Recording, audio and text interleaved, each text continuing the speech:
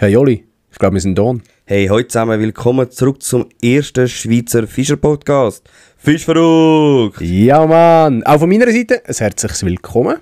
Hey und Oli, es ist schon ich glaube, wir haben die andere Episode falsch drin gehabt, übrigens noch. Eigentlich ist das... Ja, die 28. Ich tue es noch anders.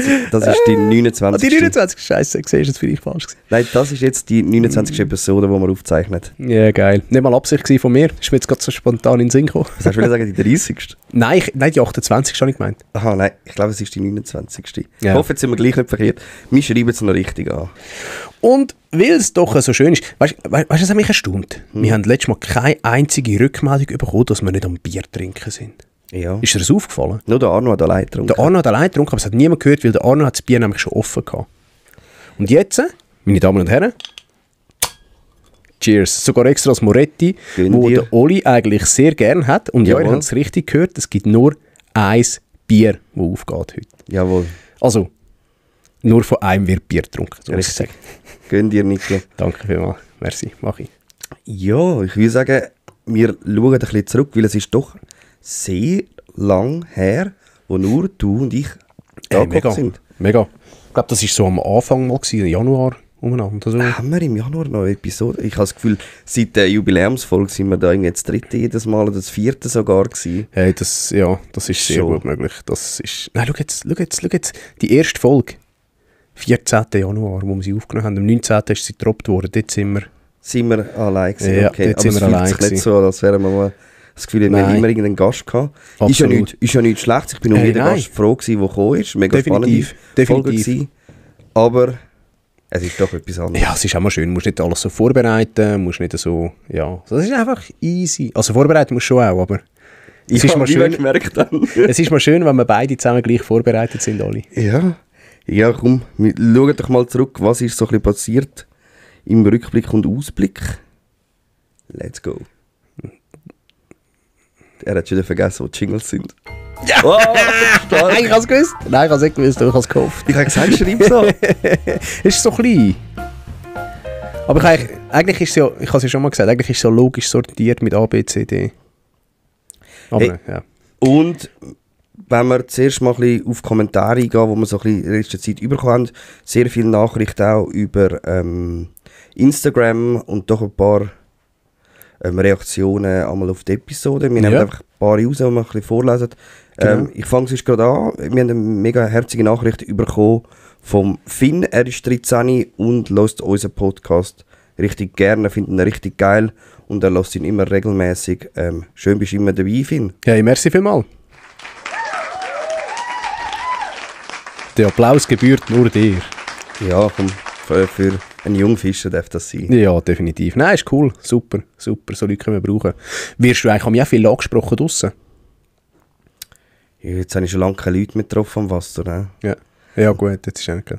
Jetzt, Am Wasser werde ich selten angesprochen. An der Messe ist es Hey, sehr auch in extrem. Friedrichshafen sind so viele Leute zu mir gekommen, es war mir richtig unwohl gewesen. Aber ich finde es ja noch geil, oder es zeigt mir einfach mega auf, was wir eigentlich erschaffen haben. Mega, mega. Und gewisse Leute haben den Fame auch gerne, ist ja auch absolut in Ordnung. Ich finde es cool so, dass unser Podcast Runde macht. Finde ich, das schätze ich mega. Und vor allem, wenn dann auch noch eben so gute Comments retour kommen, finde ich mega cool. Aber ich weiss irgendwie noch nicht so recht, wie damit umgehen. Ich finde es aber so, reagieren gerade so spontan und zu sagen, Ja. Ihr Podcast ist mega cool, wir hören jede Folge, mega geil, bla bla bla, dies, das. Und dann so, okay, danke. Ja, Und irgendwie finde ich das so, danke eigentlich fast zu wenig. Ja, absolut. Und das soll ja nicht irgendwie hochnäsig wirken oder so. Ja. Mit dem habe ich auch meine Mühe. Ich habe auch immer das Gefühl, wenn ich einem sage, hey, danke vielmals, merci, das schätze ich mega, dass es irgendwie fast ein bisschen, dass es nicht so überkommt, weißt du? Dass es irgendwie dann fast ein bisschen hochnäsig ist. Das, ja, Gut, aber finde du ich bist jetzt schön. ja mega transparent und sagst, hey, ich kann eigentlich gar nicht damit umgehen. Ja, logisch, Ich weiss ja, nicht, wie natürlich, ja, reagieren. klar. Aber sehen es dann die Leute auch so, weißt du, kommt denn das, wenn ich das sage, so, kommt denn das, authentisch. Ja, du, jetzt haben sie es ja gehört, Ja, jetzt wissen sie ja, ja, dass wir so reagieren, Ja, oder ich wir so habe reagieren. es jedem gesagt, hey, danke vielmals, aber es ist voll okay, ich bin nicht so der Typ, ich kann das nicht. Ja, aber ich habe mir auch noch einen Kommentar rausgerissen. Und zwar hat der Fisherman.ch, was ist eigentlich das für eine Domain? Das wäre noch spannend. Fisherman.ch. Ist echt das Domain? Auf jeden Fall hat er geschrieben, er hat vor kurzem eine wissenschaftliche Arbeit über die Äsche geschrieben. Und falls wir ihn einmal würden, in einem Gespräch haben, mein Handy spinnt, sorry. Falls wir ihn mal würden in einem Gespräch haben, würde er also gerne teilnehmen. Es ist eine sehr wichtige Fischart, die muss geschützt werden. Bei Interesse kann ich euch die Arbeit auch schicken. Lieber Gruß, Manuel und Title Lines. Hey, ich würde es mega spassig finden, weil ich bin voll bei ihm. Der ist sehr ein wichtiger Fisch. Ist auch ein Fisch, der vom Aussterben bedroht ist, wenn es so... Mal, stimmt eigentlich ziemlich. Ja, und wir haben gedacht, wir machen mal eine Abstimmung. Ja, wir haben das vorhin intern noch besprochen. Eben, wir fanden es mega interessant. Mega. Es ist einfach so, dass wir schon das ganze Jahr schon ein bisschen gebucht haben eigentlich. Darum, wenn jetzt... Eben, wir finden es super interessant, wenn wir unbedingt reingehen. Wir wollen einfach wissen, wie seht ihr das als unsere Community? Genau, das soll eigentlich so ein bisschen eure Challenge sein heute. Also heute, nicht nur heute, sondern bis zum nächsten Podcast. Stimmt doch ab. Da im Podcast und, glaube ich, Insta machen wir das. Ja, entweder oder, würde ich sagen. Okay. Wenn wir da im Podcast abstimmen, dann werden wir sicher auf Insta Fragen zur Verfügung stellen, die wir reinschreiben können. Können wir machen wir so. Ja. Und wenn sich noch eine andere Umfrage ergibt im heutigen Podcast bei uns, dann würden wir dann immer noch switchen oder so, das sehen wir dann. Aber stimmt doch ab, würde es euch interessieren, wissenschaftliche Fakten über die Äsche zu wissen, wie sie lebt, wie sie sich ernährt, vermehrt, was es braucht etc. Ich weiss auch nicht, was alles in dieser Arbeit steht. Oder ist es für euch eher so ein bisschen, nein, interessiert mich nicht, ist kein Raubfisch. Würde eigentlich zu mir passen. Ich finde aber, der ist doch ein spannender Fisch, wunderschöner Fisch. Ja, stimmt ab. Voll. Jo, dann haben wir noch 2 Gewinnspiele. Weil es Genau. ein bisschen, letztes Mal ein bisschen spät geworden ist, wo wir den Podcast aufgenommen haben, ist das ein bisschen untergegangen. Ich würde sagen, wir gehen noch ins Gewinnspiel von Petri Heil. Ja, richtig. Und da haben wir ja müssen einen Fisch posten, genau. Und Fischverrückt sowie auch das Petri Heil markieren. Und unter anderem gemacht hat das der Jerome _P_H. Und zwar mit einer wunderschönen Forelle. Ich weiss nicht, ob das irgendwie so ein bisschen Hommage ist an mich.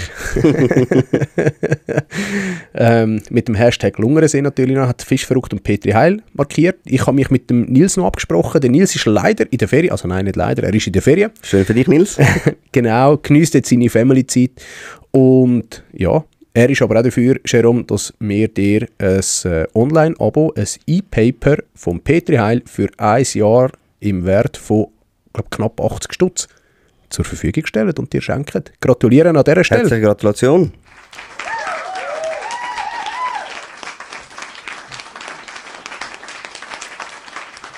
Dann geht es weiter. Wir haben noch ein zweites Gewinnspiel gehabt. Kommen wir zu unserem Tessiner Gewinnspiel vom letzten Podcast, 28. Episode. Jetzt habe ich gleich schnell selber überlegen. Mit dem Arno von Ticino Pesca. Und der Arno hat uns eine Sprachmemo gemacht. Genau, und diese Sprachmemo spiele ich euch jetzt gerade ein. Hi guys, hey, I drew a winner from the comments, and it's Flemsquitch. So she or he will receive the prizes in the next days, I guess. And that's it. Have a nice day, ciao. Perfekt. Oli, willst du so schön übersetzen? Nein, ist gut, danke. Ich glaube, wir haben es verstanden, oder? Also Flemsquitch Genau. hat die Köder gewonnen. Auch herzliche Gratulation dir. Schreib uns unbedingt auf Insta Privatnachrichten mit Adresse und dann wird der Arno dir dein Päckchen zukommen lassen. Hey, Jerome, du ebenfalls, gell, habe ich vorhin noch vergessen zu sagen. Schreibt uns auf Insta eine DM mit euren Daten. Und wenn irgendetwas ist, können wir immer noch nachfragen. Wir werden eure Daten nur an den weitergeben, wo auch das Gewinnspiel verschickt wurde. Verstanden? Einfach so, apropos Datenschutz. Jawohl. Genau, hey, super. Da haben wir es mit der ersten Rubrik Rückblick und Ausblick. Genau, dann würde ich sagen, gehen wir mal in die zweite Rubrik. Vorstellung von dem Podcast. Die Rubrik habe ich am liebsten. Warum? Was erwartet euch in dem Podcast? Nichts. Gut, gehen wir in die nächste Rubrik. Doch, die Rubrik ist super spannend. Genau. Ja, Ja, du, das ist... Ja, super spannend. Ich würde sagen, wir haben das super gut vorbereitet. Nein, ich muss... vielleicht kommen wir nachher bei meiner Woche, deine Woche ein bisschen dazu. Ich glaube, bei uns beiden läuft es ein bisschen drunter und drüber. Ja.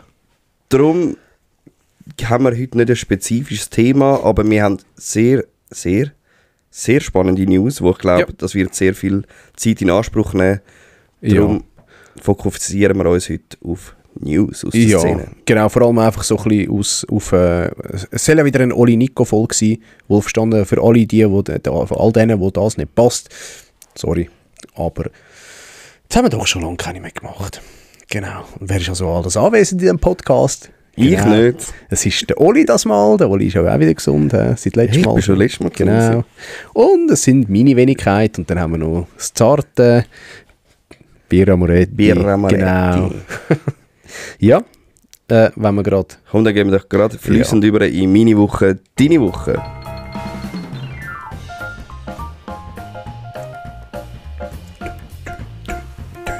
Jo. Hey, und da bin ich im Fall mega gespannt, Nico, weil, ich habe es nicht vergessen, ich kann dir eigentlich noch schreiben. Aber es hat mich jetzt brutal Wunder genommen. Wie ist dir ergangen beim Forellenfischen? Mir ist es hundsmiserabel ergangen. Gut, aber was? Wir fangen doch oben an. Ja. Also, es war ja Messe in Friedrichshafen. Das hast du doch schon letztes Mal gesagt. Habe ich das letzte Mal schon gesagt? Ja. Wirklich? Habe ich es schon gesagt? Ah, Scheiße, jetzt habe ich gedacht, das noch ausser du hast noch etwas anderes. Hey, ich habe mir dort, habe ich schon gesagt, dass ich einen Ultralight-Combo gekauft habe? Ja. Verdammt. Hast du letzte Woche mit dem Arno uns allen breit erzählt, wie du jetzt da willst auf Forellen angreifen? Ja, also gut. Ja, ich bin zu Komm, erzähl uns jetzt mal. Ich bin zu Lunger gewesen. Ich habe Dani geschrieben. Bist du mit dem Dani zusammen gewesen? Nein. Ich habe Dani geschrieben und gesagt, hey Dani, komm auf Lungern. Das hat das Bötchen haben. Er hat zurückgeschrieben, was, du Forellen fischen? Ja, sorry, ja. Ich sollte ein Video machen. Von der Route, so ein im Drill. Momentan ist es relativ schwierig zum Forellenfischen. Also allgemein, ich finde schon, will. Es scheisst mich an, ins Tessin zu gehen. Und an meinem Hausgewässer hat es praktisch keine Forellen mehr. Und dort habe ich einfach nicht den Biss, um so lange Forellen zu schmeißen. Wäre es Hecht? Ja, sofort, aber nicht Forellen. So. Darum ist es für mich schwierig zum Forellenfischen. So. Also, dann sind wir auf Lungern. Ich habe dann den Linus mitgenommen. Teamfischer vom Edgefish, der hat auch das gleiche Rütli, einfach in Spinning-Version. Ich habe es in der Casting-Version. Jawohl. Mein Setup ist noch ein bisschen ausbaufähig. Also die Westin W6 habe ich. Ja. In der Größe 51. Ist die kleinste dort. Und ja, so ein Xenon wäre schon besser. Ich wollte fragen, ist Westin nicht gemacht für Big Baits? Doch. Also sie rührt so ab 3-4 Köder rührt sie. Und wenn du noch 3-4 Gramm Ködergewicht rührt sie. Und wenn du noch ein Rückenwind hast, kommst du natürlich besser. Und wenn du kannst werfen natürlich. Und wenn du kannst werfen. Das habe ich natürlich Geld, dann habe ich mich auch wieder ein bisschen reinfinden in das Licht, also wieder. Ja, wirst halt nicht 4 Gramm, ja. Ja, genau. Und dann sind wir dort rauf, sind angekommen, das Bötchen abholen. Ich habe gesagt, und Dani? Sagt er, gestern war es zäh. Hat der Dani gesagt? Ja, und ich dachte, nein, willst du mich verarschen, Mann? Das letzte Mal, als ich zu Lungern oben war, habe ich schon eine Nullrunde gemacht. Ich will jetzt nicht wieder eine Nullrunde machen. Ich habe keine Lust, wirklich nicht. Da hättest du ins Auto hocken und wieder runterfahren. Hey, eigentlich schon. Er hat gesagt, ja, gestern war es zäh, heute wird es wahrscheinlich auch nicht besser. Und ich dachte, fuck off. Dani, hast du wenigstens ein paar gute Spots durchgegeben? Ja, was willst du mit guten Spots, wenn die Fische die Schnurren zu haben? Wir haben es ja gesehen, wir haben es angefischt.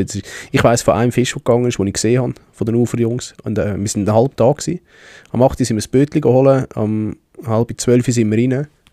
Und wir sind den ganzen See abgefahren. Wir sind zuerst klassisch dort unten im Becken unten sind dann nachher über auf diese Seite Richtung Badi, rechts vom Turm. Rechts, ja. Genau, dort haben wir es noch probiert, das war nichts. Dann sind wir darauf, dann haben wir dort noch 2-3 Buchten gemacht unterwegs. Auch nichts gewesen. Dann sind wir zuoberst rauf auf Lungern zum Flusseinlauf, was sonst immer stehen um diese Zeit. Nichts gewesen. Dann sind wir wieder in die rechte Bucht rein. Ist auch noch eine Bucht dort rechts davon vom Einlauf. Auch nichts gewesen. Dann sind wir wieder runter. Nichts gewesen. Aber wir haben dann geschleppt, gell, Wolfverstanden. Muss ja gesagt sein, wir sind... Wer macht das schon? Eben, genau. Haben wir uns dann eben auch gefragt. Wir hatten kein Livescope, wir hatten keine Technik dabei gehabt.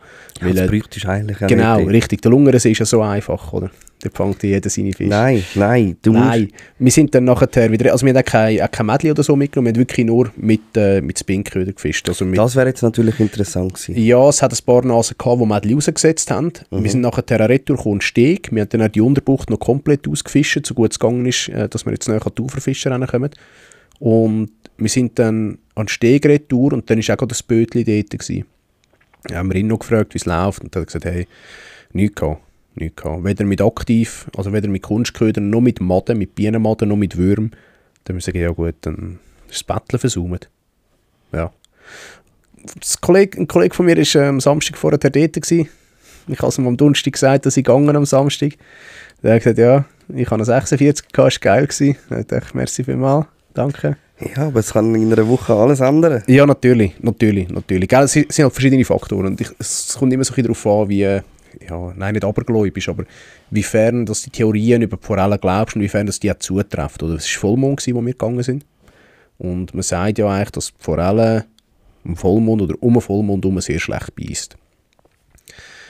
Am Samstag war Vollmond. Ja. Für das habe ich verdammt gut gefangen. Ja, siehst du nur. Also stimmt die Theorie schon nicht. Vielleicht im Tessin ja nicht, wer weiß. Ja, nein, auf jeden Fall haben wir dann... ich habe dann immer gesagt, ja, für Zuchtfisch, das sind Zuchtfisch. Die kennen ja sonst nicht. Nein, die merken doch das nicht. Vollmond. Aber anscheinend... Ist doch ein Tier, auch wenn es gezüchtet ist. Ja, absolut, genau. Ja, aber weißt du, was ich dir will? Eigentlich hätte ich das sagen. Aber meine Erfahrung ist schon ein bisschen...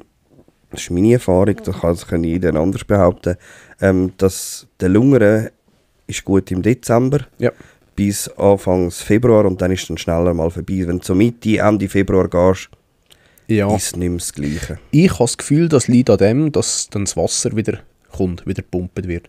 Das könnte sein. Und ich glaube, das mögen die Fische eben auch nicht so überhaupt nicht, nein. Genau. Ich war jetzt auch schon ein paar Mal da gewesen, so jetzt wie du, und voll fett geschnittert. Ja. Nicht ein Biss. Ja. Aber eben, ich meine, das Rütli ist rausgekommen, wir haben es. Also wir haben es noch nicht so offiziell im Sortiment. Ja, und wenn es halt dann kommt, wenn du es überkommst, dann musst du halt irgendwie schauen, dass du filmen kannst, oder? Ja, und das war halt der Samstag gewesen. Wäre der Samstag gewesen. Hast du eine Deadline, bis wann das musst? Ja, halt gell, es ist halt schon, je schneller dass du ein geiles Werbevideo hast, ich habe jetzt die Route mal bestellt, ich komme jetzt mal 10 Stück über von denen. Und wenn du halt ein geiles Werbevideo hast, das du rausladen kannst, dann gehen die halt eher weg und sonst gehen sie halt vielleicht ein bisschen langsamer weg, oder? Du musst dich mal mit dem Siro connecten, vielleicht kann er dir da etwas Gutes... Ich habe dem Essen noch den einen oder anderen Kontakt können knüpfen von Forellen, Gewässer, Pächter, wenn du so willst. Und dort haben wir auch den einen oder anderen angeboten mitzukommen mit dem Rütli und dort ein Video zu machen. Und wir sagen, ja, danke vielmals, muss aber noch das Zeitmanagement anschauen und das kennst du jetzt mittlerweile auch alle. Deine Woche ist ja, glaube ich, auch nicht so. Ja, genau. Aber ist cool, also die Combo ist schön, ist geil, sie rührt sich gut. Sie hat einen mega kurzen Griff, die Rute. Und durch das ist es mega tricky, so ein bisschen zum dran gewöhnen, weil der Griff hinten dran ist etwa eine Handbreite. Circa. Was? Also ja, ist eigentlich wie eine Flügerrute fast. Aber dann ist sie schon innen so ein bisschen für die Bäche und genau, zum bisschen skippen und ein bisschen so Handgelenkwürfe machen, oder? Ja. Darum ich bin mega gespannt, ich werde im Mai mit dem Linus am Bach gehen. Das werde ich machen. Er hat ein Gästepatent, hat mich dort schon hochformell eingeladen. Danke, Linus, an dieser Stelle. Ich komme wirklich auf dich zu. Dann werden wir dort nach Pech gehen und mal so probieren, ein bisschen das eine oder andere zu machen. Und der Linus, ganz ein geiler Sieg, gell? Der hat es nicht können lassen. Übrigens, @fishonlinus, gell? Der hat es nicht können lassen, am gleichen Tag, wir sind um 11:30 wieder gegangen, haben das Feld geräumt, haben ihn heimgebracht. Und irgendwie am Nachmittag, etwa um, keine Ahnung, 3, 4 umeinander, hat es einfach nicht sein lassen, um mit Brot auf Alette zu fischen. Und dann hat er noch ein Alette an dem Rütli gehabt. Hat er ein Video gemacht? Sackstark, ja, natürlich. Ja, sauber. Aber es ist halt noch schwierig, wenn du allein bist, so am Drillen und dann das Handy. Ja, natürlich. Ja, aber ist geil. Also die Rute, ich habe das Gefühl, sie performt geil und gerade so für die Pech ist sie sackstark. Und 1 bis 7 Gramm Wurfgewicht finde ich geil. Länge von 1,80 finde ich super. Also für mich jetzt. Ich habe jetzt noch nie einen Baitcaster für UL, also so für vor allem Fischerei gebraucht. Ja. Ich habe gesehen so Videos, wo so Japaner, weißt du, so Schwung holen so im... Ja, und dann irgendwo unten schmeißen. Ja, also es ist auch, ich muss ja sagen, gell, er hat einen 8 Gramm Spoon oder so gerührt, 6 Gramm Spoon und ich habe den 4er Maps habe ich gerührt. der Spinner. Wir sind ja nicht ganz gleich weit gekommen. Ich bin ein bisschen weniger weit gekommen, aber ich habe das Gefühl, das liegt am Setup. Also ich glaube, mit dem Baitcaster geht es genauso gut. Es ist einfach, du musst feine Einstellungen machen. Du musst halt wirklich, es ist ganz ein anderes Einstellen, als wenn du auf Egli gehst fischen mit 3 bis 12 Gramm oder 7 bis 28 Gramm oder 5 bis 25 Gramm. Das ist einfach eine ganz andere Einstellung, weil ich habe vorher immer nur so 10 Gramm Köder gerührt, ab 10 Gramm darauf oder ab 7 Gramm darauf. Und das ist schon, es sind schon Welten, auch wenn du schon, ich habe das Gefühl, so, bei 10 Gramm, 10 bis 20 Gramm musst du nicht grosse Einstellungen machen. Gegen rauf. Weißt du, wenn du Baitcaster auf 10 Gramm einstellst, dann musst du nicht gross andere Einstellungen machen, wenn du auf 20 Gramm fischst. Aus meiner Erfahrung. Wenn du jetzt aber 7 Gramm fischst und du gehst auf 5 Gramm oder auf 4 Gramm runter, die 3 Gramm, dann musst du brutal viele Einstellungen machen, habe ich das Gefühl. Je weiter runter du kommst, umso feiner musst du es einstellen und umso diffiziler ist es. Ja, es kommt ein bisschen darauf an, was du für einen Baitcaster fischst. Ich meine, sorry, Westin ist jetzt, glaube ich, nicht gerade die bekannt für die Finesse-Baitcaster-Rolle. Vielleicht tut sich dann da ein Shimano oder Daiwa, wo sich eher wohl fühlt. Oder ein Abu, ein Xenon oder so. Natürlich, klar, absolut. Bin ich voll bei dir. Vielleicht ist es auch wirklich an dem gelegen. Ich sage, dass mit Baitcaster genauso gut weit kommst mit Spinning. Ich habe das Gefühl. Wenn das Setup stimmt, natürlich. Ja, ich habe das Gefühl. Aber wenn du die gleiche Route hast, Spinning oder Casting, 1:1 gleiche Wurfgewicht und der gleiche Köder, dann habe ich das Gefühl, bist du identisch in der Wurfweite. Ja. Hey, und dann habe ich angefangen mit der praktischen Bootsprüfung. Hast du schon angefangen? Ja. Bist du schon so weit?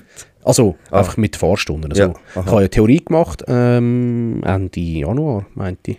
Ja, und dann hast du ja im letzten Podcast nicht fahren können, weil deine Frau krank war. Richtig. Und jetzt habe ich doch schon 8 Fahrstunden hinter mir.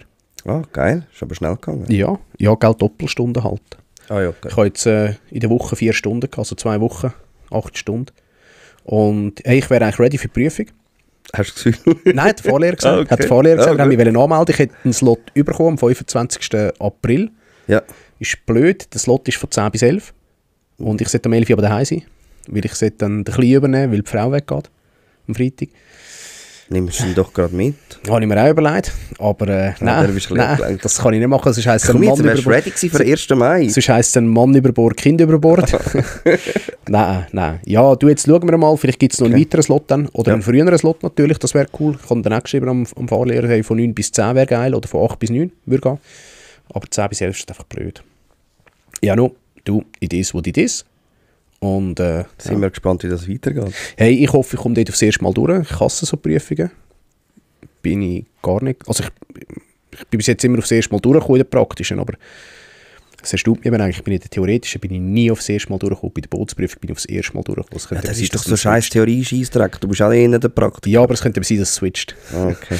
Ja. Vor allem, soll ich dir jetzt noch einen Aberglauben erzählen? Jetzt hast du es überall so rausposaunt. Jetzt weiss jeder, dass du hättest können am 25. oder dass du vielleicht am 25. an die Prüfung gehst. Das ist so. Dass du dann verkackst. Nein, weißt du wieso? Warum? Weil ich wieder am 25. will ich gar nicht an die Prüfung können. Ja, wenn du früher kannst? Ja, wenn ich früher kann. Ja, okay, aber das wird niemand wissen. Okay, gut. Also weißt, ich bin ja nicht bei der Theorie. Ich habe mich jeder gefragt, wenn ich sie habe. Ja, ich sage es dann, wenn ich sie bestanden habe. Vorher kommst du nicht über. Fix. Absolut. Und da bei der Praxis genau das Gleiche.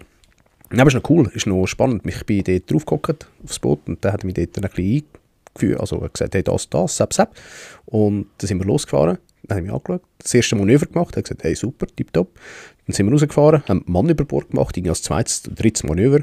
Und dann musst du den Fahrlehrer ins Wasser gumpen und du? Ja, genau, und ich muss nachher rennen, genau. Okay. Nein, er rührt einen Rettungsring raus. Und dann hat er mich angeschaut und gesagt, also, bist du da zu mich prüfen oder bin ich dein Fahrlehrer?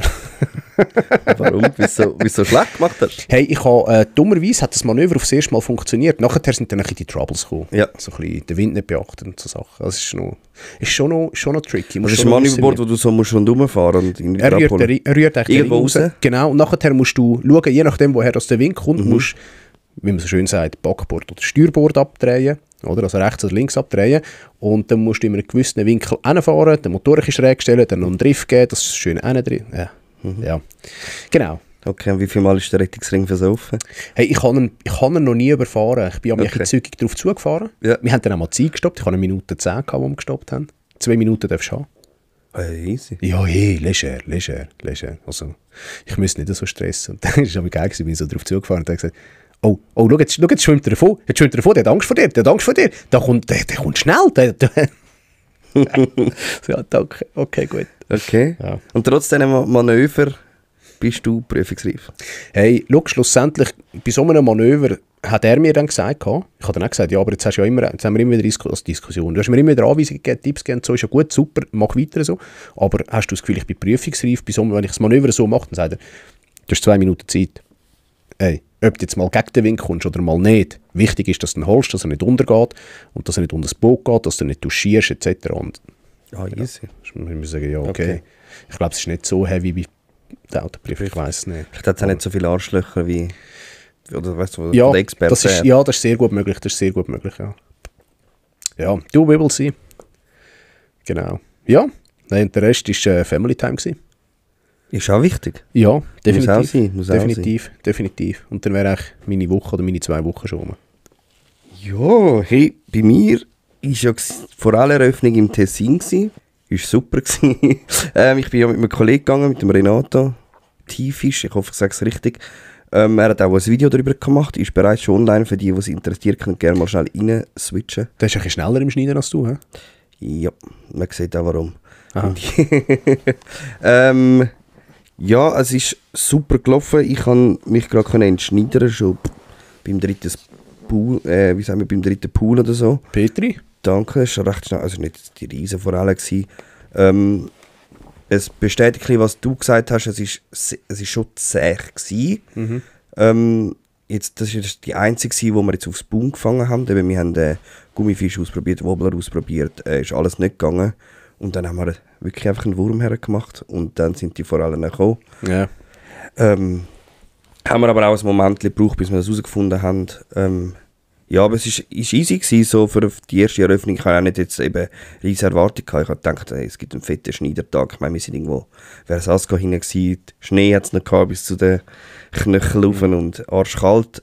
Ja. Aber für das ist es mega gut gelaufen. Ich habe schlussendlich 4 Forellen gefangen und irgendwie doppelt so viel Biss verkackt. Petri? Ja, danke. Cool. Ist wirklich mal geil gewesen. Es hat Spass gemacht.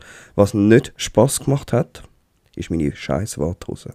Schon wieder? Schon wieder. Als du reingeschrieben hast, habe ich gedacht, Alter, was erzählst du wieder von deiner Watthose, Mann? Das Thema ist doch durchgequetscht. Ohne Scheiß. Ich habe wieder die Guideline wieder ersetzt bekommen von Guideline selber über Niklas Wenger oder so. Heißt, Ja, glaube ich, in Bern. Ja. Und- Wenger Fischereiartikel. Genau. Und dann habe ich plötzlich wieder gemerkt, Scheiße, mein Fuß ist nass. Hast du die auch bei ihm gekauft? Ja. Wieso? Also ich habe es bei ihm online gekauft. Wieso? Ist gerade eine Aktion gewesen. Ja gut, jetzt weißt du wieso. Nein, die ist bei ersetzt der ersten jetzt, ja. kannst du es sagen, weil bei der zweiten, Ja, ja. die hat er ja dann Guideline eingeschickt und gesagt, hey, kannst du los ersetzen, habe ich wieder rübergekommen. Hey, die habe ich frisch am Samstag aus der Verpackung genommen. Nach einem halben Tag habe ich wieder einen nassen Fuß gehabt. Wo ich sage, hey, das stimmt nicht. Ja. Ich habe dann auch ihm angerufen und so und jetzt sind wir da am schauen, wie wir das regeln können. Aber ich habe es gesehen mit der Guideline, die mir nicht mehr Warthosen schicken. Also Hey, es kann wie nicht sein. Ich habe einen Orvis, ich bin mega happy. Ich glaube, Ja. es ist Orvis. Die Jacke ist zumindest Orvis. Ja, Orvis ist schon. Aber es ist halt 500 aufwärts, oder? Ja, was habe ich gezahlt? Ich habe glaube ich 300 Stutz habe ich gezahlt. Ja, gut, meine auch. Irgendwie so. etwa. Ja, ja. Ja. Ich Also eben, muss nachher ich schnell find, schauen. das aber finde ich bin eben schon noch mega krass happy. bei Warthosen, dass die kostet eine Stange Geld und ob sie dicht sind. Erfahrst dann halt Ja, erst, erfahrst dann, ja. ja. Und jetzt ist es wirklich blöd, ja, mal schauen, was jetzt passiert. Ja. Ich hoffe, es langt für... In 3 Wochen bin ich wieder im Tessin, dann muss ich da eine haben. Sonst muss ich halt wieder eine kaufen. Ja, aber es ist so wieder so... Ich denke so, fuck, Mann, hör... Also jetzt Ja. habe ich doch neu aus der Verpackung... Ich habe sie bis da noch nicht mal aus der Verpackung rausgenommen. Ja, ja.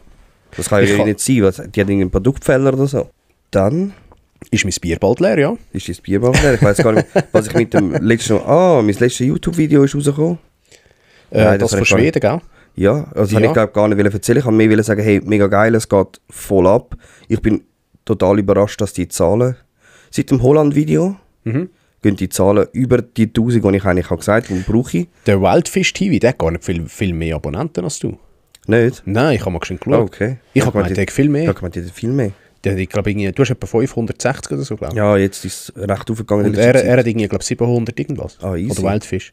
Für das das Zweite sind, ja. Ja, ich habe gemeint, die Ah haben ja, ich viel habe auch mehr. gemeint, die hat viel mehr. Okay, easy. Nein, ich glaube, es zeigt einfach so, dass in dem Fall bei Herr und Frau Schweizer die in Anführungszeichen Auslandvideos recht ziehend. Ja, gell, in der Schweiz kann ja jeder selber geschwind fischen, aber wenn Ja. du einen Trip willst, dann schaust du mal irgendwelche Videos an und schaust mal, Schweden würde mir reizen, ja komm, ich schau mal irgendwie ein Schweden-Video an. Voll. Hey, danke vielmals an dieser Stelle all die das Video geschaut haben. Oder die Videos. Gebührt übrigens auch mir der Applaus, ich bin auch einer von denen. Hey, danke Nico. Hat das mal ein Feedback gegeben? Ich weiss, was ich kann wollte sagen da. Mein letztes YouTube-Video ist auch geschnitten. Vom letzten Jahr. Aber es wird sehr wahrscheinlich schon eher mein letztes sein für ein Zeitchen. Genau, wie ich ja schon ein paar Mal gesagt habe, ich finde das mit YouTube ein bisschen einstampfen, einfach weil einfach Zeit fehlt. Machst du jetzt definitiv? Ja. Bist du ja noch ein bisschen unsicher gewesen letztes Ja, Mal? Oder ja, letztes paar Mal, wo wir darüber geredet haben? weil YouTube-Videos an sich machen, macht mir mega Spaß. Wenn ich jetzt also wieder ein bisschen sehe, das mit Schweden, das mit dem Holland, wo wir zusammen gemacht haben, ich meine, der Content ist geil, der zusammenkommt. Einfach das Ganze zusammentragen, schneiden, raushauen, promoten. Also jetzt habe ich es auch wie immer gemacht mit Reels, mit Anteasern und so. Das braucht einfach hure viel Zeit. Und die Zeit fehlt mir einfach jetzt im Alltag, wo jetzt meine Tochter doch ein bisschen mehr kann als nur rumliegen.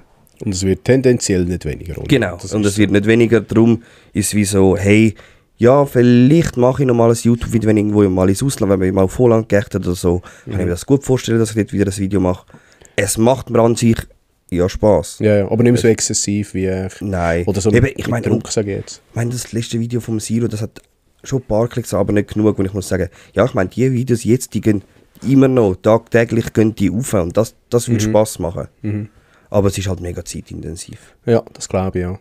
Das Jo, glaube ich. darum, mein letztes Video, weiss es noch nicht, irgendwo Mitte April wird das sehr wahrscheinlich dann gedroppt. Cool. Jawohl, Das wär's. geht um Hechtfische am Bodensee im Gysi. das ist da. Ja, yes, das geht ist noch. fast ein Jahr her. Yes, nein. Arme Gesi. Ja, er hat mich lang dabei genervt, wenn das Video kommt. Sorry, Gesi. Ja, und dann habe ich schon gesagt, genau, meine kleine Tochter, die wird jetzt wächst und es braucht mehr Zeit als am Anfang. Ja, was ist jetzt halbjährig? 5 Monate, 4 Monate. Ja, jetzt mehr jetzt schon. Ja. Nein, eigentlich schon 5 Monate, wenn er den Podcast hört. Ja, die Zeit läuft, gell. Das ist, Hey, es ist brutal, abartig, abartig. Unsere wird schon 2, du. Eben krass. Hey. Und zwar genau, wenn der Podcast rauskommt. Geil. Ja, das ist schon krass. Ja, und dann eben. Wenn ich denke, wo die letzten 2 Jahre sind, man, das ist schön geschnippt und weg ist. Das ist abartig. Abartig. Gibt es nicht irgendeinen Spruch, wo am Alter der Kind kannst du dein Alter, irgend so etwas gibt es doch. Und einfach auch so ein Wortspiel, das sagt, dass du eigentlich ein alter Sack bist. Ja, und das merkst du anhand vom Kind. Ja, das ist sehr gut möglich. Das ist sehr gut möglich. Wenn das jemand weiss, unten in die Kommentare. Ja, genau, hauen ziehen. Ja, das wäre eigentlich meine Woche gewesen, ein bisschen jetzt durcheinander. Aber ja, Ja, das ist es gewesen. das grösste Thema ist die Watthose. Hey, die scheiß Wattels, Mann. Nein, das triggert mich einfach, wenn du 400 Stutz irgendwo her tust und es läuft Wasser rein, wo nicht Wasser reinlaufen. Teuer ist nicht immer gut. Ja, das ist leider so. Ja, dann würde ich sagen, gehen wir in die nächste Rubrik. Und zwar Infos aus der Szene. Ich habe 2, du. Ich habe 1, 2, 3, 4, 5. Willst du anfangen? Soll ich anfangen? Komm, ich finde, eine News wird bei dir ein bisschen Zeit in Anspruch nehmen, würde ich sagen, oder? YPC Gold, meinst du? Ja, genau. Dann fange ich sonst an. Ich fange gerade mit der untersten an. Fischen.ch, hast du noch etwas gehört? Ist Ja. noch etwas spannend? Erzähl. Also gehört, ist einfach so, ich kenne den aktuellen Stand. Ja, also das, was wir eigentlich schon vor 2 Wochen gesagt haben, eben das ganze Team gegangen ist und so. Und ich habe das Gefühl, es gibt immer mehr Boykott. Es Das habe ich auch gesehen. Siehst du im Überall Insta, gesehen, so Kleber wegreißen genau, wie und die so. Sticker wegkommen, wie die Sachen wegkommen. Das Geilste habe ich gefunden, ist mir später aufgefallen, beim Aschi, Geier und dem Ralf, wo sie es gepostet haben, Bye Fischen, hat ja der Geier, glaube ich, das Fischen CH-Cap angehabt, das haben sie überklebt. Stark, Jungs. Ja. Ja, nein. Ja, aber sonst eigentlich nicht mehr, also nicht gehört. Genau, ich auch mehr sagen, so Boykott-Sachen mäßig. Ja, genau. Jetzt irgendwie auf dem Shop, wenn ich jetzt nicht gross, ich bin jetzt ein paar Mal doch drauf gewesen, einfach aus Interesse halber. Hat sich nichts gross bis jetzt geändert. Ich gebe denen auch nicht mehr lange, ehrlich gesagt. Ich muss noch meinen Gucci unbedingt aufbrauchen. Mach das unbedingt, wenn er noch gültig ist.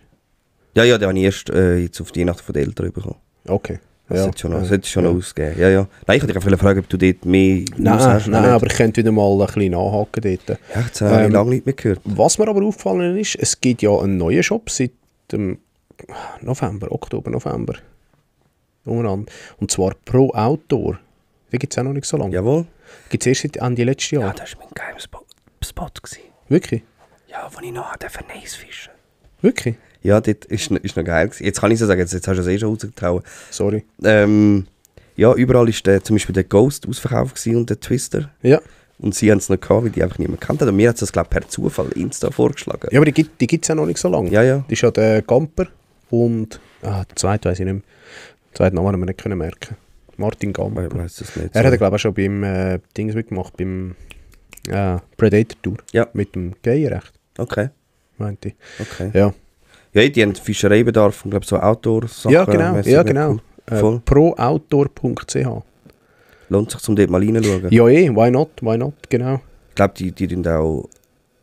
Oh, wir haben irgendein Feedback drauf. Ja, die haben Das ist wirklich- recht geile Sachen im Shop. Mhm. Jetzt muss Ich bin nur mal geschwind drauf geschaut, das Impressum anschauen. Aus dem Aargau. Ja, Ja. das ist gerade um die Ecke. Ja, absolut. Das sind ja fast Nachbarn von mir. Ja, und die nächste News ist Suzuki Games mit Toppis. Fishing Games, genau. Die habe ich extra nicht draufgeschrieben, weil ich gesehen habe, dass du die draufgeschrieben hast. Also die erste Folge ist bereits draussen. Jetzt kommen wir gerade noch in den Sinn, wir haben noch einen Kommentar wegen Toppis. Alright, haben wir nicht mitgenommen. Kannst du gerne nachher droppen. Ja. Also die erste Folge ist draussen. Ich weiss gar nicht, wer die gegeneinander gefischt hat. Dort Habe ich eben noch nicht ist geschaut. Sportex gegen... Hallo, immer noch beim... Sportex gegen... Hugo Hegemann und der Simon Thornbeck. Mhm. Ja, Team Suzuki, genau. Suzuki. Die fischen für Suzuki. Also Suzuki ist doch... Also, sag nochmal. Also in der ersten Folge fischt Simon Thornbeck und Hugo Hegemann, oder wie man es ausspricht, der Hugo, Herr Hügel. von Team Suzuki gegen zwei von Team Sportex. Ah, easy. Die anderen Namen weiß ich nicht. Die Folge ist bereits draussen. Die ist bereits draussen, genau. Wenn Und ihr den Podcast hört, ist auf das, Ist- was ich auswählen genau. ist die Folge von Toppis draussen, wo Toppis gegen BKK, glaube ich, Ja, fischt. BKK, genau, richtig. Also unbedingt, wenn ihr den Podcast hört, dann schnell auf YouTube. Ja, absolut. Aufmeister.nl. Ich hatte ein sehr straffes Freitagsprogramm gehabt übrigens, weil es ist zuerst, ich habe noch Folge YPC Boat müssen anschauen und dann habe ich noch Suzuki Fishing Games müssen schauen und dann ist gerade noch Eishockey gekommen am Abend, also ich bin recht ausgebucht gewesen, den ganzen Abend. Oh, ist okay. Soll ich da noch... Ah, ich nicht bashen. Hast du nicht? Aber ich sage aber 4-0, Ich aber- mag es verkraften, Ist gegangen, ja, mit so vielen Verletzten. Ja, Mit dem so kann es viel nicht liegen. Ausfall Das ist, sind Ausreden da. Nein, es ist schon auch, sie haben am Anfang, die ersten 2 Spiele haben sie gespielt wie Schulbuben. Also das ist... Wie Anfänger, ja, Ja, zugeschaut. absolut, also völlig daneben. Aber du easy. Das kannst du nicht immer gewinnen. Das ist beim Fischen ja nicht anders, kannst du nicht immer fangen. Natürlich, Das heisst ja. Fischen und nicht fangen. Und beim Eishockey heisst es halt auch Eishockey und nicht gewinnen. Aber easy. Easy. Gut, Go Zug. gehen wir zurück zum Fischen. Noch geschwind zu Toppis. Jawohl. Wir haben noch einen guten Kommentar bekommen. Ja, ich schaue Wo jetzt... wir leider müssen recht geben. Ich schaue den als konstruktiv an. Und zwar hat uns einer kommentiert, der andere Podcast sei ein Stückchen lastig, ihr habt das nicht und gerade darauf berichtet er über Toppis wie bei jedem Podcast von euch. Ja, grundsätzlich ist das so, wir reden viel über Toppis. Das liegt unter anderem daran, dass Toppis uns natürlich viele Sachen zukommen lässt, viele Infos, viele News etc. Wir auch sehr einen guten Draht haben zu diesen Jungs. Hey, aber wir sind nicht irgendwie von irgendjemandem gesponsert oder so, überhaupt nicht. Wir sind immer noch, der Oli und ich, wir sind immer noch fischverrückt, wir sind immer noch frei. Und wir reden nicht nur über Toppis. Also so stimmt ja auch nicht. Klar, Toppis ist immer wieder ein Thema, in den meisten. Doch, wir schaffen schon keinen Podcast nicht über Toppis Ja, ich könnte jetzt gerade sagen, in den meisten Episoden ist Toppis ein Thema. Absolut. Aber eben, das liegt halt daran, dass wir sehr gute Beziehungen haben zu denen. Und auch viele Infos und News bekommen von ihnen. Also, ich meine, wenn das andere würden machen, let's go, feel free, müllen uns zu, sagen wir es mal so, bös gesagt, schicken uns die Infos, wir hauen alles raus. Und wir werden Ja. weiterhin müssen über Toppis reden, weil wir werden über Suzuki Games reden. Ja, genau. Und genau. wie Toppis dort Also ich muss mal abschneiden. schauen, wenn ich das verfolge, weil es ist alles holländisch und ich höre eben auch gleich noch gern, oder verstehe eben auch gleich noch gern, so ein bisschen, um was es geht. Ich habe jetzt einen von diesen Suzuki Fishing Games nicht so ganz weitergekommen, sondern wir müssen Ballone abschiessen, nachher haben sie Karten ziehen. Ich weiss aber nicht, ob ich das Ganze mir soll geben oder nur der Teil, der top ist. Genau, darum, ja. Mal schauen, wie viel dass wir explizit über die Suzuki Fishing Games reden. Also. Robin, wir hätten einfach so ein Tippspiel machen oder so, oder ein Trinkspiel irgendwie daraus machen. Das wäre irgendwie noch lustig gewesen. Also wenn ihr das wieder mal macht, wir müssen uns etwas überlegen. So, ja, oder so einen grossen Livestream oder so, irgendetwas. Es wäre doch noch lustig gewesen. Also wie Toppis dort teilnimmt, wie es Fischen so, oder? So wie an einer Fußball-WM. Ja, genau. Einfach so für das. Doch, das wäre doch kleines gewesen. Ja, das hätte Toppis aber sollen machen. Ja, Robin. Absolut. Und alle anderen. Sidi. Knallhart versagt. Nein, alles gut. Also komm. Dann, der Brosef, habe ich doch auch schon ein paar Mal da berichtet, bringt eine eigene Marke an Start. Die heisst Banks Fishing, wo er eigene Köder produziert. Okay. Ist noch spannend, einfach weil, habe ich ja schon mal über ihn erzählt, er hat mal sein Studium abgeschlossen und hat gesagt, ja, jetzt mache ich mal ein Jahr nur YouTube und schaue, was ich erreichen kann. Und ich meine, jetzt lebt er, selbst ich glaube von dem ganze YouTube und Promo machen und so, und jetzt bringt er eigentlich die Marke an den Start. Klar, ich denke, dort irgendwo wird noch nice im Hintergrund etwas mithelfen, aber es ist eigentlich schon krass, was der Typ so erreicht hat, unter gerade 20. Ja, das ist cool. Schon krass, sehr schön. Dann möchte ich noch ein bisschen Werbung machen, und zwar vom Renato, den ich vorhin erzählt habe, wenn ich unterwegs bin, jetzt im Tessin. Er macht eigene Spoons, wird bald mit einer Homepage an den Start gehen, richtig nice Dekoren, tut die Spoons selber anmalen, richtig geil. Können wir sicher auch mal ein Foto reinhauen, finde ich, sieht sehr cool aus. Sehr schön. Da mal ein bisschen Liebe da lassen. Dann ganz schnell gehen wir noch in die Schweiz. Captain Greenfin hat eine Partnerschaft mit dem Forum Barschalarm. Hast du das mitgeschnitten, Nico? Nein, gar nicht. Ich weiss auch nicht, was ich mir so richtig darunter vorstellen kann. Ja, ich habe es leider auch nicht ganz so gelesen. Ich habe nur den Insta-Post gesehen, den sie gemacht haben. Das muss man schon aufschreiben. Ich wollte es eigentlich noch lesen. Aber was wir ja an dieser Stelle sagen können, der Jonas ist, ich weiß gar nicht, irgendwann kommt er mal da bei uns auf Besuch, glaube ich. Ja. April, Mai irgendwo. Ja, Juni, sogar ein bisschen später. Kannst du nicht sagen, ich habe keinen Überblick mehr. Und dann wird er uns sicher von dem können berichten. Ja, das ist gut. Dann gehen wir schon in ein grösseres Thema rein. YPC France hat gestartet, haben wir ja mal, ich glaube vor dem Dezember, haben wir da mal drüber geredet und so. Ja, genau. Wenn das rauskommt und so, das hat jetzt, die erste Folge ist am letzten Sonntag. Ist nicht erst der Sonntag, wo jetzt ein Podcast rauskommt? Nein, die erste Folge ist draussen. Okay. Weil ich habe sie bereits geschaut habe ich sie, weil irgendwie habe ich noch geil gefunden, ich weiß gar nicht, ob ich noch mehr mitmachen. Ich habe wirklich keine Zeit investiert in das Ganze, muss ich auch ehrlich sagen.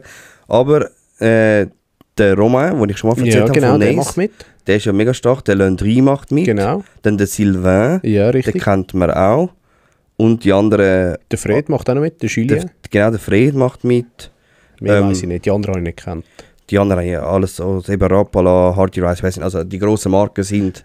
Die sind vertreten. Sind mit am Start. Ja. Was ich ganz spannend finde, ist jetzt am ersten Halbtag liegt der Romain von Neis an erster Stelle, dann der Landry und dann der Sylvain. Okay. Also so können es von mir aus dort fertig gehen. Das sind gerade die drei, die ich kenne, wo ich irgendwie noch Sympathie entwickeln kann. Ich finde es spannend, die haben ein bisschen andere Regeln. Ich glaube irgendwie, du kannst Wels einreichen, du kannst Rapfen einreichen als Zusatzfisch. Okay. Und Bass. Ja. Der Bass hat aber ein Mindestmaß von 30 cm. Mhm. Der Hecht, glaube ich, ein Mindestmaß 70. Ja, 70? Ja. 70 oder 60, wie man nicht mehr irgend so... Oh wow, okay. Ja, recht krass. Und der Barsch weiss ich nicht mehr, ich glaube, der Barsch ist egal. Oder muss der auch... Nein, der muss auch 22 haben. Ja. Genau. Aber ich finde das spannend. Also Bass oder Egli? Also sie haben... Beides. Also sie haben Bass, Egli, Wels, Hecht Rapfen. und Rapfen. Und Sander. Und 6 Fischarten. Mhm. Könntest du im Prinzip... Und dann hast du noch den Top-Order-Punkt. Ja klar, aber jeder Fisch darf fangen. Ja. Ist ja speziell, ja. Es ist mega speziell. Ja, ich habe gar nicht gewusst, dass Frankreich so ein Fischhaltungs Gewässer hat. Ich auch nicht, ja. Also gut, eben Frankreich, ich kenne Frankreich, ist für mich bekannt zum Bassfischen. Mhm. Ich kenne ein paar, die wir Bassfischen, aber ja, sonst das mal machen. Sonst so Zander oder Hecht oder Wels? Hecht Ja, kann ich mal mir- Wels kann Mal ich mir auch gut Hecht und vorstellen. Egli kann ich mir schon überall vorstellen, so in Europa. Ja, aber dass das gerade so der Zielfisch ist. Aber ist cool, finde ich super, finde ich gut. Hey, Stark. Das ist alles vom Ufer, gell? Ja, Ist Bank. wie Bank. Ja. Ja, es ist halt mit Französisch und ich meine, der Untertitel, was sie machen, ist mehr schlecht wie recht. Ja, gut. Und so gut ist mein Französisch auch nicht. Ich schaue es einfach, glaube auch wieder nur bei diesen drei, weil mich die drei interessieren. Ja. Ich weiß nicht, ob ich das Ganze mir durchgehend gebe. Aber es ist spannend zum reinschauen, wie es halt mal noch ein bisschen etwas, eben wie der Bass, der Wels dabei ist, Ja. halt, wie man noch ein bisschen auf andere Rapfen, wie es einfach noch ein bisschen eine andere Fischart ist, die man kann befischen und wie so ein bisschen die Taktik ist von den Leuten. Ja. Ja, Finde ich noch cool. spannend. Sehr schön. Ja, Jo. ja, würde ich sagen, kommen wir zu meinen Infos. Ja. Wenn wir schon beim YPC sind, würde ich sagen, machen wir mit dem YPC weiter. Und zwar mit YPC Boat. Dort sind ja auch schon bereits 8 Episoden draussen. Gewisse von uns beiden haben nur Episode bis 6 gesehen. Oder bis Episode 6. Das bin ich, muss wieder mich outen. Ich habe wieder, wie immer gestartet und es ist mir wieder verkleidet. Okay. Nein, ich finde es noch geil. Und ich finde es eben noch ich finde es verdammt geil, um die Bötchen anzuschauen.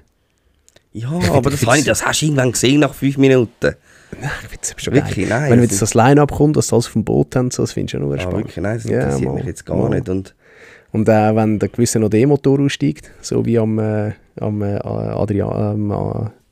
wie heißt der von Letzt- LMAB, der Adrian, der Südafrikaner, der du meinst, Daniel, genau. Ihm ist, sie sind ja für Blue Drop. am Start, wenn es mir recht ist. Ja. Da ist noch der E-Motor ausgestiegen und zum Schluss nur noch Kreisli gedreht. Geil. Geil. Okay, so Sachen sind dann schon wieder lustig. Ja, nein, ist eigentlich mehr ein Schadenfreude. Aber sonst so. fehlt mir das Jahr ein bisschen so die Charaktertyp in dem Teilnehmerfeld. Es ist jetzt nicht so... Ja, es hat halt auch Marken eben wie jetzt Tailwalk, Bite of Bleak, wo halt nicht so bekannt, oder nicht so altport immer wieder am Start sind, so muss ich sagen. Aber du nichtsdestotrotz. Also, ich finde es immer noch geil. Und aktuell ist so ein bisschen in der 6. Episode, das ist ja Teilnehmer C, wo durch ist. Also Gruppe C, wo durch ist. Dort sind, meint es alle mit dem River Day fertig. Ich glaube. Auch die Episode Klar. 8 ist mit dem River Ja. Day fertig. Jetzt kommt nachher der Lake Day Okay. von allen.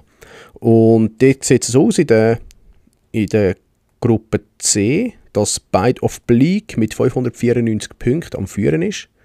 Ja. Sie haben noch einen Hecht offen. Ja. Monkey Lures mit dem Luis und dem David, die sind auf 2. Stelle mit 567 Punkten. Die haben Muss man mal sagen, der Louis gibt mal ein bisschen Gas in den letzten Jahren in dem YPC. ja, das ist gut. Ich finde ihn mega sympathisch.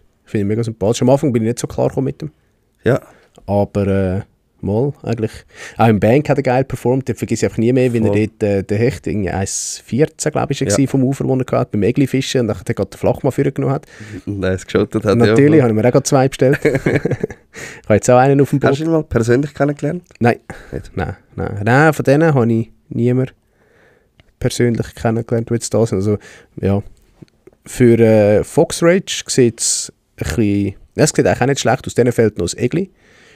Die haben aber einen 52er. Das 52er Egli drin. Ganz geil. Stark, Ja. Absolut. Es sind viel gute Fische gefangen worden. Also die haben auch 1,23 Meter Hecht drin. Boah. Brett. Mega. Und haben 537,9 Punkte, sind an 3. Stelle. Mit Tailwalk 500. 537,9, ja. Ja, es sind alle ausser Adventure and Fish mit dem Frédéric Julien. Die haben immer ein bisschen Mühe.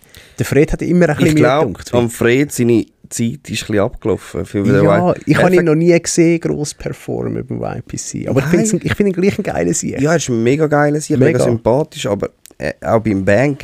Nein, er performt nie gross, Ja, habe ich das Gefühl. nein, Habe ich das er Gefühl, performt wirklich nicht so. Das ist so. Und übrigens ist der Tailwalk dazwischen mit 2 Deutschen, mit dem Guido Hill und dem Robin Imkamp. Ja. Die haben Zander mit 75 und 72 cm. Auch schöne Grössen. Für ein Turnier, ja, finde ich ist okay. 513 Punkte. Dann Adventure and Fishing eben mit dem Fred und dem Jan Hubka, Tschech, so. Ja. 480 Punkte. Und am Schluss von dieser Gruppe bis jetzt ist Sunline mit 2 Deutschen.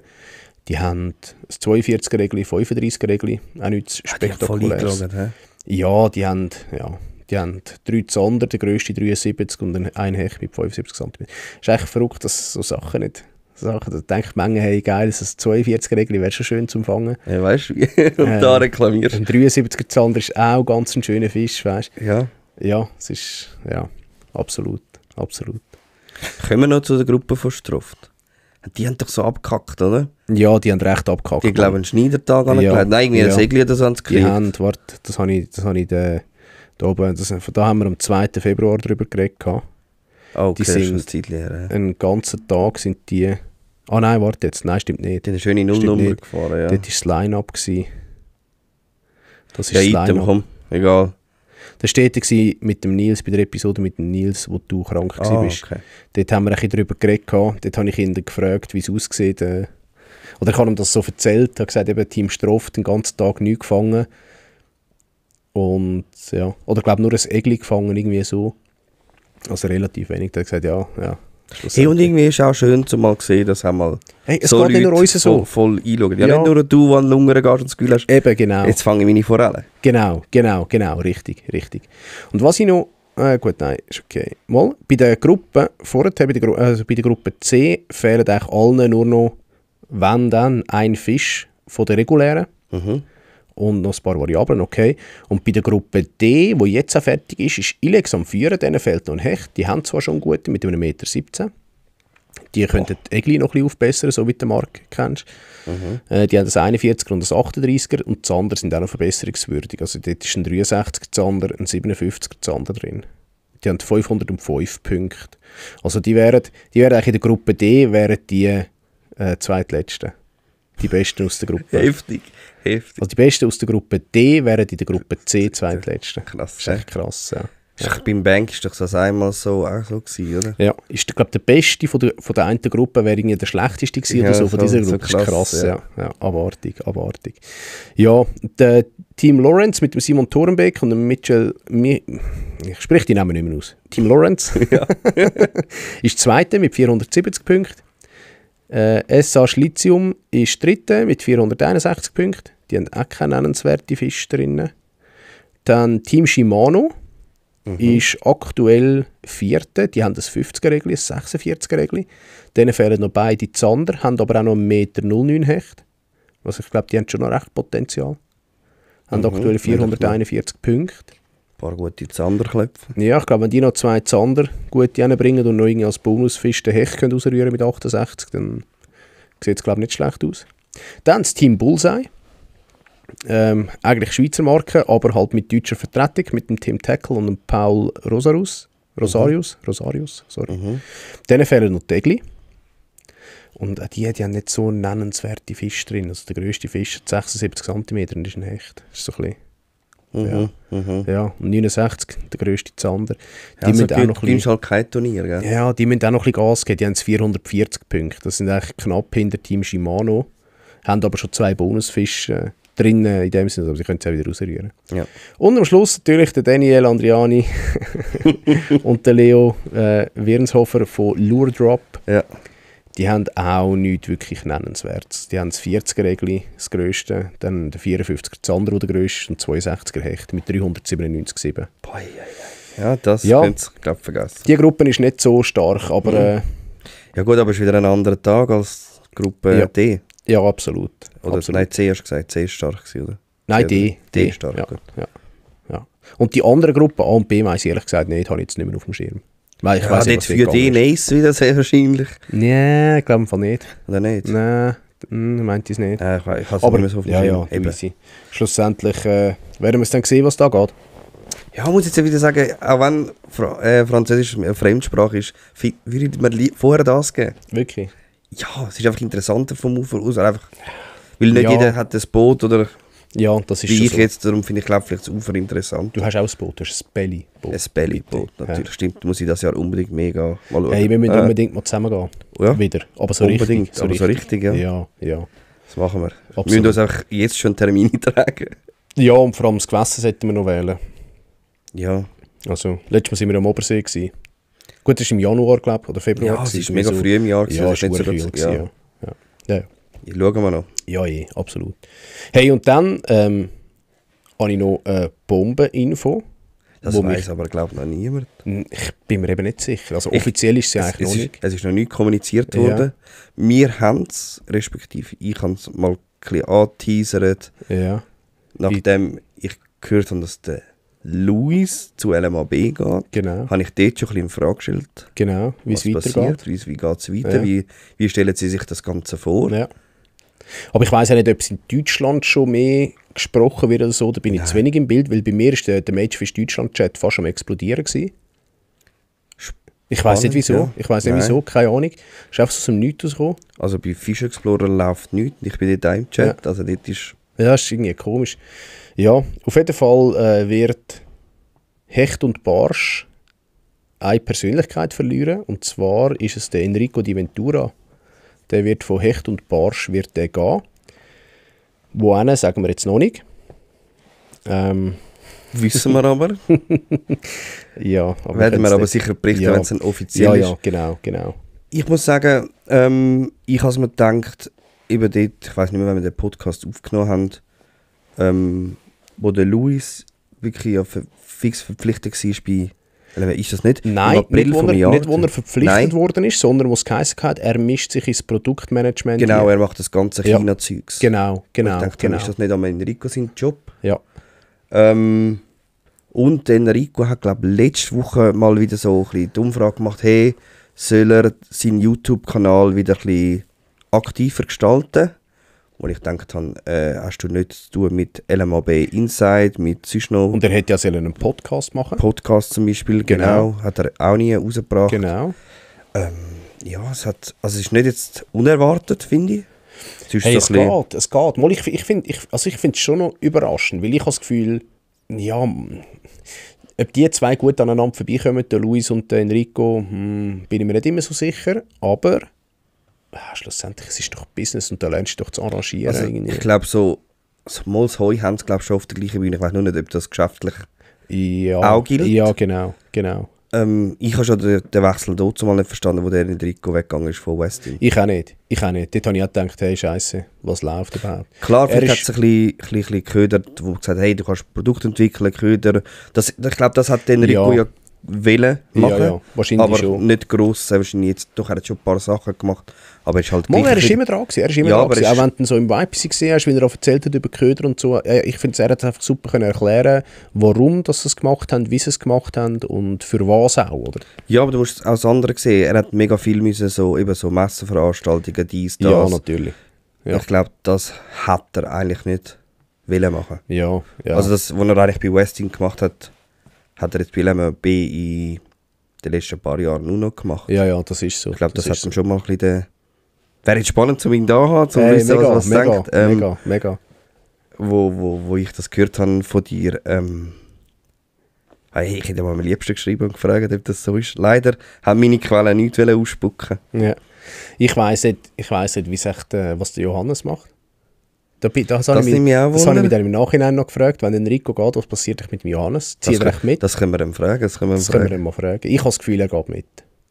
Ich kann es mir Also, auch noch vorstellen, dass weil die zwei sind doch wie ein Herz und eine Seele, denkt es mir. Ja, weil ich glaube, Johannes, ich darf das erzählen. Der Johannes hat mir ja erzählt, dass er den Enrico dort mal den Johannes ja schon kennt hat. Der Johannes ist so ein bisschen, ja, noch nicht so bekannt gewesen in der Angelszene, aber hat doch schon einige Turniere gefischt gehabt. Ich weiß gar nicht mehr viele Marken, keine Ahnung. Und dann hat Enrico gesagt, hey, willst du nicht mal zu LMAB kommen? Hat ihn dort vorgestellt und so ist das Ganze dann ein bisschen ins Rollen gekommen. Darum kann ich mir schon noch vorstellen. Absolut. Also ich kann es mir sehr gut vorstellen, dass er sagt, hey Johannes, los, ich gehe dort und dort hin, kommst du mit. Ja, nicht mich wundern, wo es der Enrico anverschlägt, vor allem wenn man es erfahren. Ja, wenn es dann wirklich offiziell wird, ja. Ich bin auch gespannt, wenn es offiziell wird, dass er geht. Eben ja, wie Das- lange es noch mit dem warten. Ja, Irgendwie, ja. es brodelt ja schon lange in dem Fall in der Gerüchteküche.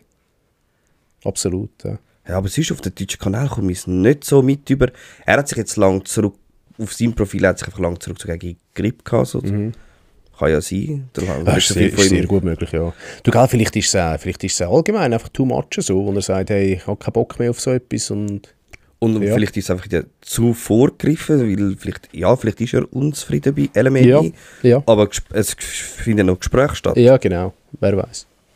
Ja, darum... Der Oli und ich haben beides Lachen auf dem Gesicht. Du, man weiss ja nie, wo es anverschlägt. Ich meine, Ich habe Sebastian Bienapfel. Ich habe so als Jux habe ich in den Chat geschrieben, er käme zu Majorfish. Lustig. Ja, hätte er können abgreifen. Jesus Gott, nein, möchten wir doch nie zahlen. Nein. Hör auf. Aber ich meine, schau, Sebastian Bienapfel gerade zum Beispiel ist ja erst gerade letztes Jahr, glaube ich, zu Nace gewechselt, jetzt wieder Ja, das zu stimmt. Abu ja. Berkeley. Ja. Ja, es ist ein bisschen ein Karussell. Allgemein ein bisschen ein Karussell ein bisschen Ja. das Jahr. Ja, wenn du so willst, das Jahr oder einfach jetzt so in der schon... Ja, mal echt das Jahr. Doch, der Freddy Winter. Harbour und... Ja, das wie stimmt, heisst der? ist auch per Januar gewesen, gell? Das war auch Januar. Gewesen. Ja. Ist schon ein bisschen etwas gegangen. Und ich meine, der jetzt da für Bullseye fischt, der Paul, Ja. der ist doch auch lang, ist der nicht für Duo irgendwie noch aktiv gewesen? Oh, Jetzt das wüsste ich nicht. Das ich habe wüsste ich gemeint, nicht. der sei mal für Duo Ja. gewesen, oder vielleicht hat er ein Doppelding wie der Ja. Sidi. Das wüsste ich, keine Ahnung, Keine da Ahnung. bin ich zu wenig im Bild. Aber ja, das Karussell dreht sich, wird Ja, sicher spannend absolut. sein, um da weiter dranbleiben. Ja, definitiv. Wenn etwas geht, erfahren wir es bei uns. Ja, ich hoffe es. Ich setze da voll auf meine Quellen. Nein. Ja, hey, das wäre es eigentlich gewesen von meinen wenigen Infos aus der Szene. Jawohl, jetzt ist doch wieder die Zeit recht schnell fortgeschritten. Ich habe ja gesagt, Genau. es geht doch eine Zeit. Ja, ich habe nicht gedacht, dass wir so lange dran sind. Jo, aber jetzt haben wir noch etwas Wichtiges, was wir nicht auslassen dürfen. Darf man nie vergessen, und Genau. das ist entweder oder.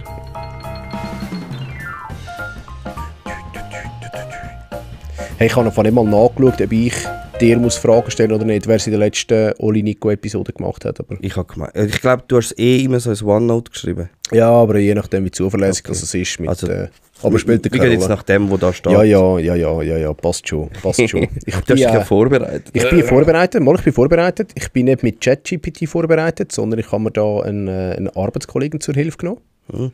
Sorry, schnell. Fabio, du bist leider zu spät mit dem Kommentar. Er hat jetzt gerade noch unseren letzten Ja, Podcast stimmt. kommentiert. Leider ist so ausgewertet worden. Ja, sorry. Tut mir leid. Aber hey, es wird wieder ein Gewinnspiel geben. Ja, das ganz sicher. Das ist so. Jo, genau, eben, ich habe da eine Arbeitskollegin zur Hilfe gezogen. Eine Danke Arbeitskollegin? Steffi an dieser Stelle. Ja, ich habe mir ja noch gesagt, sie muss unbedingt den Podcast hören. Aha. Es ist, es sind ein paar gute Fragen gekommen. Oh, jetzt bin ich aber gespannt. Hause. Genau. Ich habe ihr dann auch noch gesagt, sie soll mir noch eine primitive Frage stellen. Hat sie gesagt, ja, sie überlegt sich etwas. Ich habe nicht mehr gehört, Steffi. Genau, also, Frage 1. Du bist am Wasser und es wimmelt von Insekten. Lieber Zecken oder lieber Mucke? Hey, muss ich ganz ehrlich sagen, beide Viecher haben mich nicht gern. Echt? Echt. Gut, ich kann es nachvollziehen. Ich wähle lieber Zecken, weil ich habe bis jetzt eine Zecke in meinem Leben gehabt. Du willst lieber Zecken? Ja, weil Wow. sie greifen mich nicht an. Also, ob sie jetzt dort vorhanden sind, ist mir ja gleich. Ja, auch eine lange zu. Ja, Ja, logisch, Ja, ist okay. eine kann dich töten ist okay. mit Meningitis. Borreliose. Ja, Hirnschlag. Ja, FSME, Ja, ja, ich Frühsommermeningitis. Aber Genau. hauptsächlich Borreliose, Frühsommermeningitis kannst du auch. Aber eben, Aber ich würde Zecken wählen, weil ich weiss, dass die Spannend, das ja. Blut nicht gern haben. Spannend. Okay. Dann zweite Frage. Du fängst im PB und hättest aber ein Handicap. Wärst du lieber blind oder lieber stumm? Egal, blind bin ich ja schon. Also würdest du lieber dein PB nicht sehen oder würdest du lieber niemandem können erzählen von deinem PB? So in dem Stil eigentlich. Das ist Dann eigentlich, lieber- das ist eigentlich so eine Quintessenz daraus. Ich meine, sorry, ihr wisst alle, ich sehe ihn schlecht. Nein, aber ich würde definitiv blind nehmen. Du würdest den Fisch nicht sehen. Mhm. Spannend. Ja, erzählen kann ich dann, wie er war, wie gross und zeigen mit der Hand. Ha. Wird schwierig, Ja. wenn du nicht kannst reden. Du müsstest etwas amputieren. Nein, hör mal auf. Lieber die Arme, beide, oder lieber beide Beine? Boah, das ist schwierig. Das ist auch eine blöde Frage irgendwie. Es ist voll... Ist eine bisschen makabere Frage. Ja, es ist makaber. Ich hätte ein anderes Körperteil können nehmen. Boah, ich müsste auf ein Hobby verzichten. He? Entweder Fußball oder Fischen wäre die Frage gewesen. Ja, stimmt, ja. Da ist mir immer in den Sinn gekommen. Ja, dann definitiv bei. Ja, doch bei. Kann ich mir noch wichsen. Okay. Hey, ich habe dich komplett anders eingeschätzt, Oli. Also mit dabei hätte ich auch gemacht. Ja. Aber ich hätte dich so eingeschätzt, dass du Zecken nicht willst, also lieber Mucke. Mhm. Ja gut, aber das ist für normale Menschen ja. Aber ich weiss, dass... Mucken übertragen weniger Krankheiten als Zecken. Ja, aber die stechen dich wie die Blöden. Ja, wenn sie nicht gerne haben, kommt es nicht drauf an. Ja, Mucken stechen mich jetzt eher als eine Zecke. Darum, ich meine, ich bin jetzt 32, ich hätte das Jahr 33, ich habe eine Zecke gehabt bis jetzt. Alter Sack. Ja, gell?